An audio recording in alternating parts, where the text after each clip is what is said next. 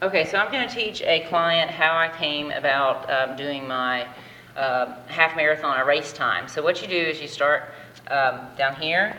So the race day is October 18th. So what I did is I basically counted how many weeks there from there to now that it is, and then so it's 1 week, 2 week, all the way up, and then from there I determine how many miles that I currently, what my most miles is. So I come way up here, I'm like, okay, I'm doing, I can do 7 miles, no problem. So for me in 10 weeks, that's not a problem. You need to figure out where you're starting from. So then you stay pretty much, if you're doing a half marathon, for the first like 5 weeks between 7 and 8 miles, and then you start cranking it up.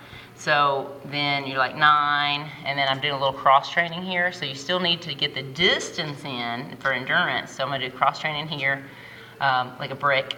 I'm gonna run and bike, and then 8 miles, and then you crank it up. You can crank it up 1 to 2 miles each time, and then 9 miles, 10 or 11 miles. 11 is the maximum I would ever go for a half marathon, and then back it down to 8, and then you have more rest days kind of here. So then that's the basic format of it. So we're gonna form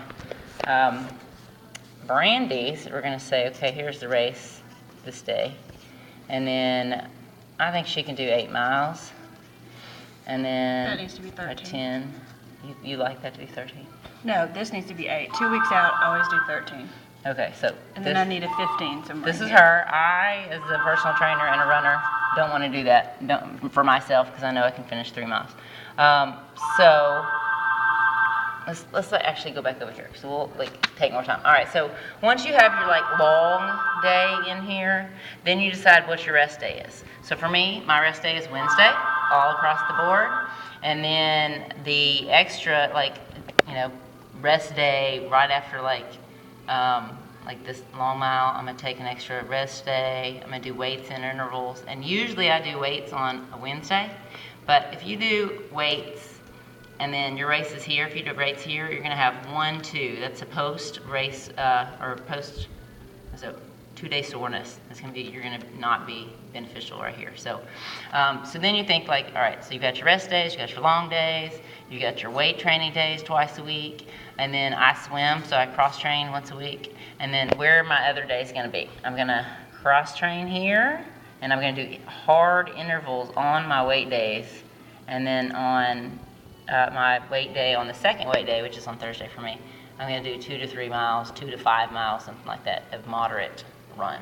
So then you go up here, and this is what I did. Basically, I went backwards from the race date in weeks, and then I put my weights, my rest, my swim, intervals, run middle distance, cross train, and then distance of the interval. And these are over here. So for a half marathon or a marathon, these are kind of the things. You don't need to do 100-meter sprints. And so we're gonna do that. Pyramid being basically you could go here, here, here, or you could just do a 600, an 800, 1200 a mile, and then go back down. So you have to adjust your speed. And then fartleks, and then hills. So that's kind of the science behind it. Does that make sense?